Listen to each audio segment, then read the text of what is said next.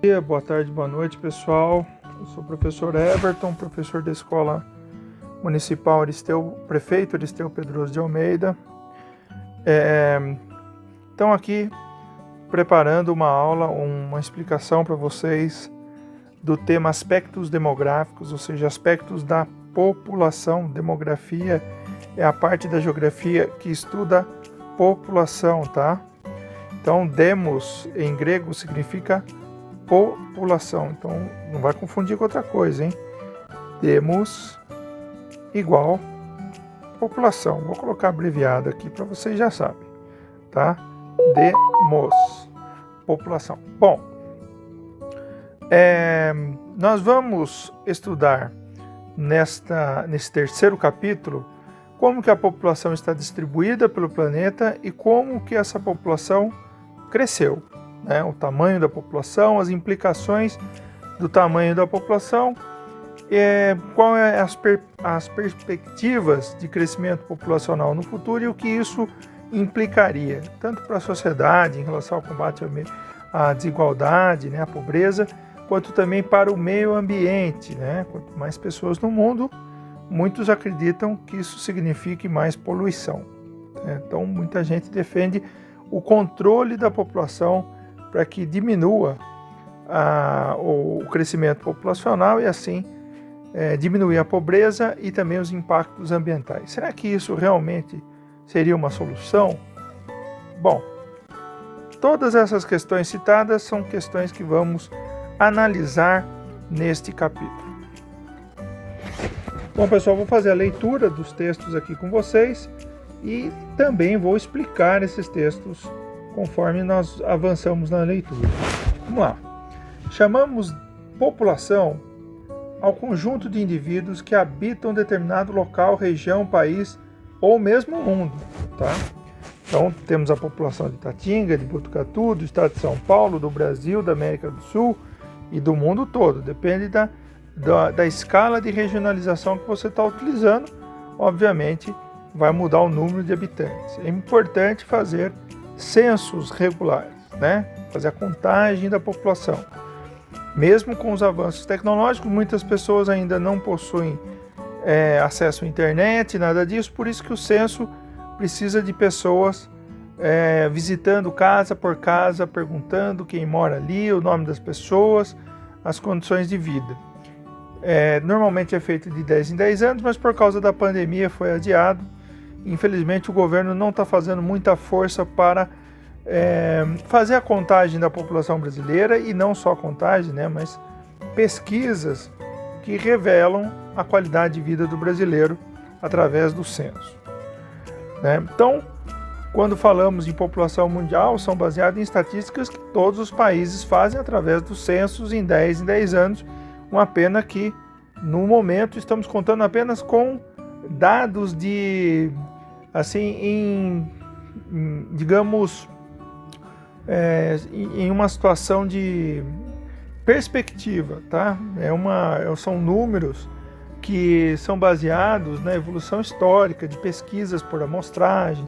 Então, não é uma realidade concreta que seria revelada pelo censo. Infelizmente, o censo adiado. Mas vamos lá. A população mundial, por exemplo, apresenta como principais características a diversidade e a distribuição desigual pela superfície terrestre.